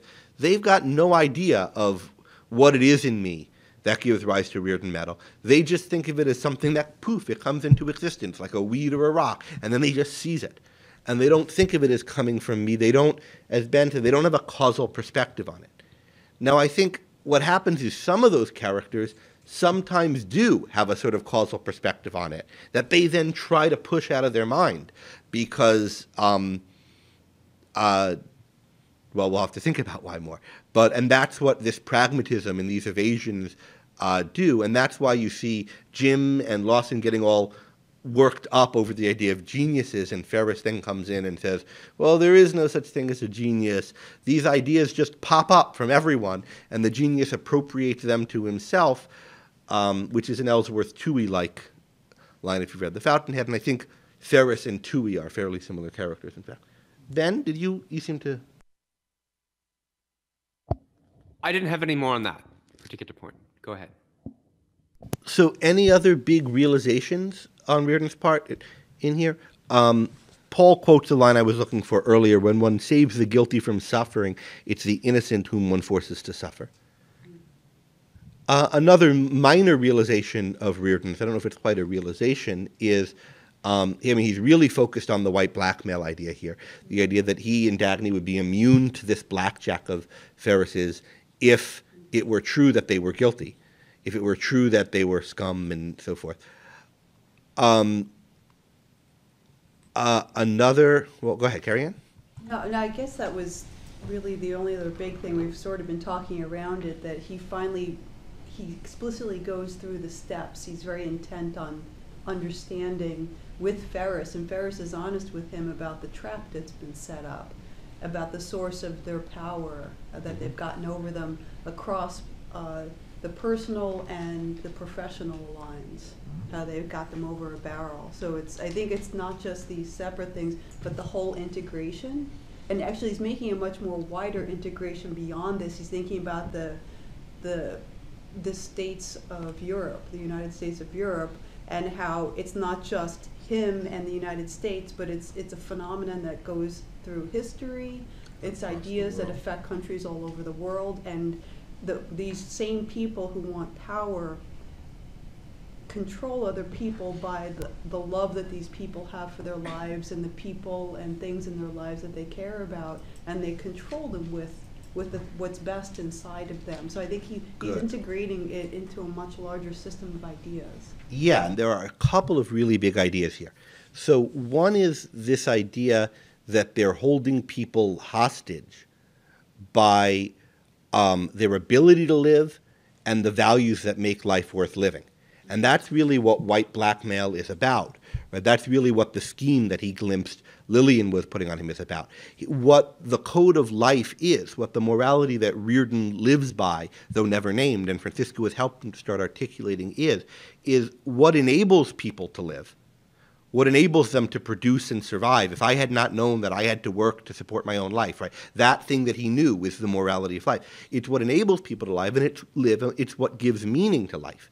And that is what this false pseudo-morality, this opposite morality, hooks to a torture circuit somehow. It makes your values and your virtues the means of harming you. So that's one thing he realizes, and that's really big. There's another one I keep having. What was the other thing you said? The wider history. There are quite a few things. Oh, there's also this gets to Ferris, and is Ferris evading something? Ferris says earlier, I gave you a chance to join us, and I can't imagine how a guy like you thought he could benefit by playing it safe. And what does Rearden respond? Well, if I had joined you, what would I have found worthy of looting from Orrin Boyle? What's Ferris's response? Oh, well, there's always some sucker, right? Well, is there always some sucker? Who's left? Such as who? Such as Dagny Taggart, such as Ellis Wyatt, such as Ken Daniger. Rearden run through the list, but almost all those people are gone.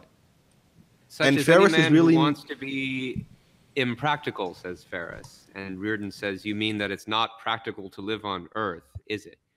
And this, Greg, was the part that I was talking about earlier about how the theory-practice theme that gets sounded earlier in the chapter in the meeting, it comes up again at the end. But we get some important, I think, resolution on this, especially in Rearden's own thinking. So you get the idea, and especially, and I can't remember who it was, might have been, maybe it was Pooja online who pointed to this quotation later at page 561, just before he starts reconceptualizing the sanction of the victim in terms of holding people by their love. Rearden says to himself, we lived by that which we held to be good and punished that which we held to be evil. You live by that which you denounce as evil and punish that which you know to be good. I mean, that's a perfect description of the difference between somebody who thinks that theory and practice are united and somebody who wants to split theory and practice, as Ferris does, because that is by which Ferris lives. He himself denounces the mind as evil, but is manipulating society so that he can live by it, and at the same time punishing that very thing by which he lives by and knows to be good. And that connects then, I think, Greg, to some of the issues about Plato that you maybe still wanted to talk about. There are two other points I want to talk about, and this is one of them. So Rearden, Carrie Ann, you talked about him connecting it to what's going on in other countries, to the people states of Europe, and to history. He sees Ferris, he's in his mind carrying on a conversation, but it's not with Ferris. It's to this long line of people, starting with Plato and ending with this incompetent professor with the look of a gigolo and the soul of a thug. And why with Plato? Well, Plato has this theory-practice dichotomy. Now, there's one other thing that Plato has that's really important, which is the one big missing thing that we haven't named yet.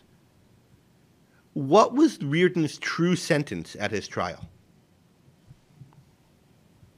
He was supposed to be fined, and it got waived. But everyone cheers him. Mm-hmm. He remembers that they cheered him at the John Galt line as well. Mm-hmm. He thinks, why had they cheered him then and cheer him now, and yet they'll forget as a sin that which had made them cheer Hank Rearden. His true sentence was to figure out what it is. What simple idea accessible to everybody makes that possible? Then what happens in this scene? Right? He thinks about this white blackmail and the victim's love of life and the ability to live being tied to a torture circuit and people being held ransom by whatever living power they have in them. And what had made people willing to sanction this? What had made people willing to do it? What makes this possible? How could the good people stand for this and let this happen? Rearden, who knows that the morality of life, that the power of living is what leads to competence and efficacy. It must be something we did wrong if we could be beaten this easily. What is it? What simple idea leads the best in people to undermine themselves? And he thinks it again in this white blackmail scene, and then he gets the answer. What is the answer? What is the simple idea accessible to every person that leads to this, thinks Plato. Thinks Rearden, which he thinks comes in part from Plato, or Plato's an expositor of it. It's the gulf between mind and body, or spirit and body. That's what Rearden himself accepted. That's what he threw at Dagny on their morning after. That's what now the human scum is going to spill at her in the press, such experts in the art of smearing as Bertrand Scudder. Incidentally, Art of Smearing is the title of one of her later articles. A lot of Rand's articles take their titles from Atlas references. But Rearden did it first, and it's Rearden's shame at this, it's Rearden's acceptance of this mind-body dichotomy that made him hide their affair as a guilty secret, that set up the situation in which he and she are open to blackmail, that made him not proclaim the affair openly and, him propose to her and get rid of Lillian. It's because he had accepted the mind-body dichotomy, at least as applied to sex. And different people accept it in different ways. And we've seen this dichotomy pop up again and again in the novel in different ways. If you go all the way back to Dagny's ride in the first run of the John Galt line, right before she sleeps with Rearden, when she's thinking about how the mind and body are a unity, which Rearden is now thinking about in this chapter, about how what he damned was the fact that his body wasn't just a piece of meat or a thing with desires of its own, but it responds to the desires of his spirit, and they're a unity. Dagny realizes that, and she wonders whose maliciousness is it that goes through the world trying to tear them apart. Well, Rearden is having the same realization. It's this mistake, this mind-body idea, which comes from Plato, and which is, he might not be the only one, he's the most famous early advocate of it as a philosophy, that goes through the whole history of thought. And what does it do? Well, it valorizes impracticable values, values you can't achieve in life. It valorizes, it says that your spiritual desires, your spiritual values must remain, as Rearden puts it, an impotent longing. It disrespects the morality of life, the morality that makes life possible to live and worth living. It results in people living by virtues they despise, either people who really hold the virtues and those virtues are what are enabling them to live, but they put them down and disrespect them, as Rearden put down and disrespected some of the best things in his own life, or other people who don't have the virtues but hitchhike on the people that have them and demean them by doing it, in the process of doing it, which is what Ferris is doing. And so this mind-body split gives the world to cynics who can manipulate this theory and cash in on the guilt. And that's what Ferris is. Ferris is a thug, with the soul of a thug, the appearance of the gigolo, and a shoddy little incompetent professor who can pick up on these Platonic ideas and use them to manipulate people. Greg? All right. And so our last question, I know well, this is a big chapter, so we're going over time on it. Made some technical difficulties. Our last question I'll turn to Ben for. That's okay? Can you hear me? Yeah. Okay. Actually, before I ask that last question, I just want to say one quick thing about the theory-practice issue. I think it's interesting that Plato is one of the very few historical figures that gets referenced in this book from our world. And there's another historical figure that gets referenced from our world a little bit more indirectly at the beginning of the chapter, and that's George Washington. And on the theory-practice issue in particular, I think it's really relevant that the quotation about the wise and the honest that that Ferris is trying to disparage, it's not just that George Washington mentions wise and honest people that Ayn Rand brings up this quotation. When you look at the wider context of the quotation, it's pretty significant. And I'll give you just a quick little bit more of that context. He's talking about, and there's some dispute about whether he said this, but he's supposed to have said it in a debate about the adoption of the Constitution and various compromises that were proposed. Ben, your connection's breaking up. Sorry. Ben, your connection's breaking up. Go ahead. You seem to be back. Yeah, so the wider quotation is, if to please the people we offer what we ourselves disapprove, how can we afterwards defend our work? Let us raise a standard to which the wise and the honest can repair. So Washington is explicitly considering something like Ferris's idea. We should feed something to people that we ourselves don't agree with, but cynically we can manipulate them. He's saying, no, let's raise the bar and serve as a better example for the people. Let's integrate theory and practice. We think this theory is true. Let's try to make it practical. And who, historically speaking, is a better example of that than the founding fathers, who studied philosophy and had a theory that they thought would work and implemented it, and it did. It's about as big of a repudiation of someone like Plato as you could imagine. Yeah, really good point. But let me get to the last question we wanted to discuss, which is, why does Rearden give in? Why does he sign this gift certificate? And I think that that's an especially good question given everything that he's been thinking about up until this point, because he's got this he's got this clearer understanding of the sanction of the victim. He realizes that he shouldn't feel guilt. He himself, in a little exchange with Ferris, says, if we don't feel guilty about this affair, your threat will have no impact on us. And so the question is, why, given that he realizes he shouldn't feel guilty, does he seemingly go ahead anyway and provide this sanction as if he is guilty, as if he feels guilty, as if he feels that Dagny will be guilty?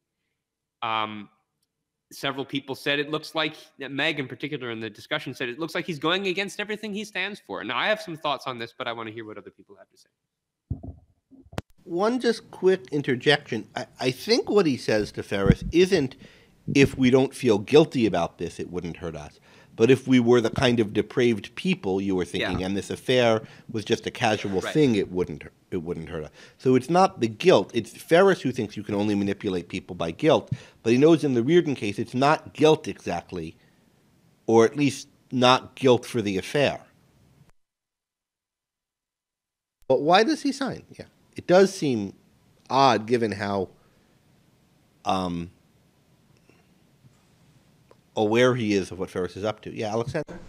Well, now that Rearden realizes that him and Dagny, or that Ferris is trying to punish them for their virtues, he's trying to prevent Dagny from being delivered into the pack of wolves, to be absolutely demolished, to have her integrity corrupted. He views her integrity as more important than his having the rights to his medal. So ultimately, it's not a sacrifice. She's the greater value to him. Good, Mohammed, you in there? Why does he think it'll hurt her if the affair comes out? He obviously does think so. I think he. And Ferris tells him that too. Right. Yeah, so he believes anyone they're gonna come. But why does he think that Dagny of all people would be upset? Especially knowing how she views the affair, and she's not really particularly ashamed of it. Why would he think she would be hurt by it? Okay. Well, I think that's part of it, but he also thinks that it would be to make her pay for what he should be paying. So he thinks he should take the brunt of this, and to give up his medal to shield her from something that. But this gets complicated because he even realizes she wouldn't want to be shielded from. He's still caring to some extent about the wrong thing, I think. Like what Francisco told him, you're still assuming too much responsibility. Here, he's still assuming too much responsibility. Well, is he assuming too much responsibility? I mean, it is his responsibility. It is his mistake, at least in large part, that led to this. Now, okay, she went along with it. Right, but if Dagny knew, here's what I mean. If Dagny knew he was going to sign for that reason, and he even says it, Dagny wouldn't want him to, Francisco wouldn't want him to, but he still does. So. Well, we don't know if Francisco, he doesn't think about Francisco, he thinks about Dagny. But yeah, Dagny wouldn't want him to. And he knows that. He says that. Right, right, exactly. He thinks she might hate him for signing it over, because she values his creation and his integrity so much. But he feels responsible for putting them in the circumstance that they're in. So he wants to I think he thinks this is the punishment he deserves, to give up Rearden medal, because he did her an injustice 2 years ago by not owning his love for her and hiding this as shameful. So I think this is perhaps his way of paying his penalty for her. Yeah, he's a man who wants to go by his own code, the one aspect of it that he never betrayed, to be a man who pays his own way. It is his fault, or at any rate, a result of his error, which he realizes was a great guilt, to damn as guilt that which had been his best and her best. It is a result of him having that attitude that they're in this situation. And so he does really have something to be guilty about. And he feels guilty about it. The question that I would raise at this point, I mean, I think at some level what everybody just said is absolutely correct, and these are some of the same points that Rearden himself is thinking, that he has to pay his way and so forth. The question is, why is this the way to pay your way, Rearden, at this point, especially when in doing so, you're going to be paying the way of the looters that you yourself are realizing you shouldn't be helping along. Now, I still have one more explanation to give of my own why he does it at this moment. But does anybody want to say anything else before I do? Has there been anything online in the comments? I mean, mostly people have been saying things that echo what people at the table have been saying. He blames himself. He wants to pay his way. He doesn't want to hurt Dagny. I mean, all this is true, and he's making these points himself. But okay, I'll go ahead and make my point, which is, I think that it is not an accident that, and it can't be an accident, that in the same section, first of all, Rearden comes to conceptualize the sanction of the victim principle in terms of holding people by their love. And by our love, by the way, is the title of a later chapter in the book, incidentally. So in the same section as he conceptualizes it in those terms, he also realizes that he loves Dagny. That can't be an accident.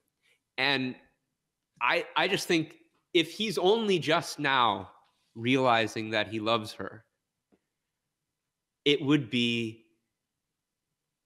psychologically difficult, to say the least, for him to suddenly say, "Oh, and now I should punish her for this, or I should at least let her bear the burden." And I mean, my mistake. Yeah, I think he's kind of in a daze in realizing this, and that partially explains why it is he says, "Oh, that," when he's looking at the gift certificate. And this explanation isn't a justification.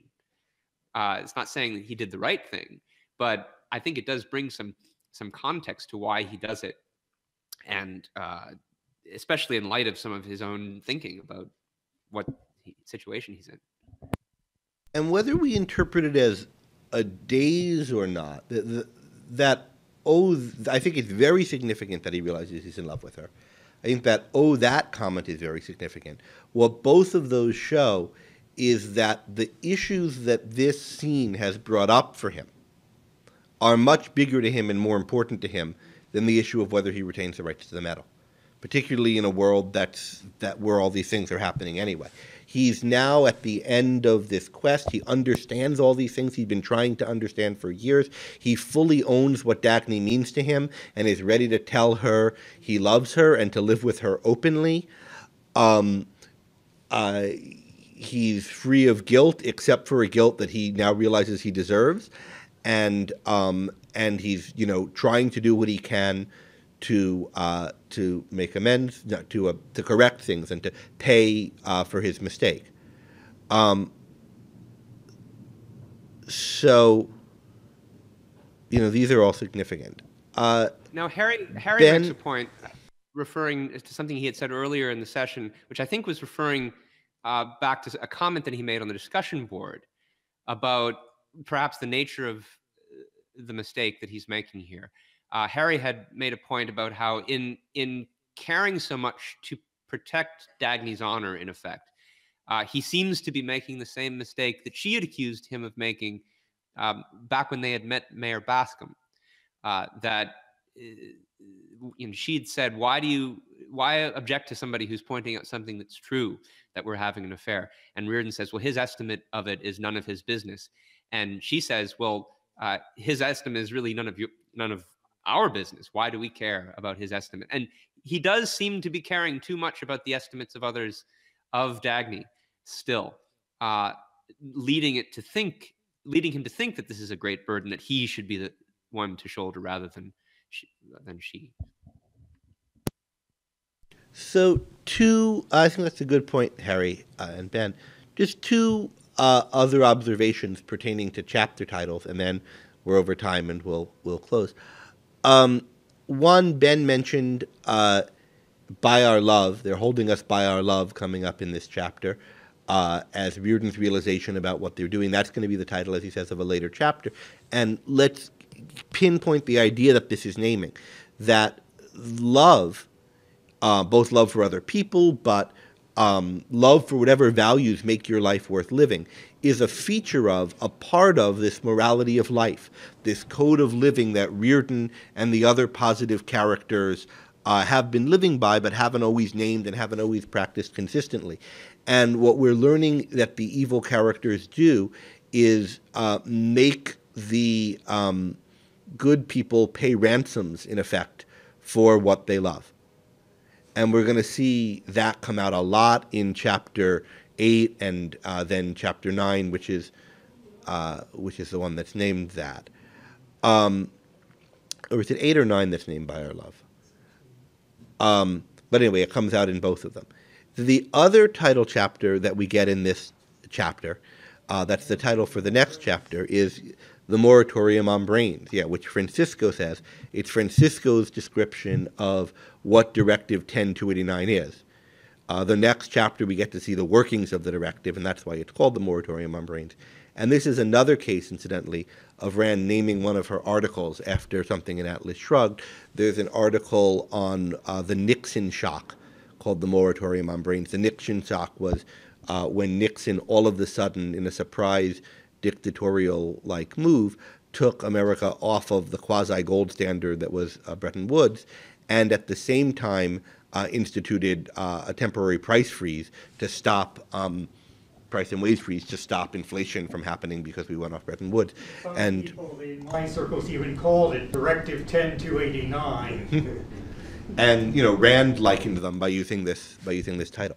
So that's for people who want to connect the novel to some real life events. But and that Dave idea had some that interesting references about that in the discussion board previously, if anybody wants to check it out. Good. So this is a pregnant chapter for titles of other chapters. And the reason for that is because it's such a central chapter of a major development happening in the novel. And to think about this idea of it as a moratorium on brains goes back to this idea that we saw in the meeting at the beginning of the chapter of who is it that will really be against this? Who is really targeted by this? And it's the people of intelligence. Because it's intelligence that's not able to function if you have to go through everything by rote, by the book, by some kind of mechanical procedure that you're just aping that you learn from somebody else. And it's intelligence that you're freed from if you don't have to worry anymore about what some ambitious adventurer might come up with that will change everything and how are we ever going to catch up to it, which is what Jim Taggart is worried about. And with that, we wish everybody a Happy New Year. Yes, we could have done that at the beginning. And we'll see you guys next for the Moratorium on Brains next week. Thank you, everyone. Thank you.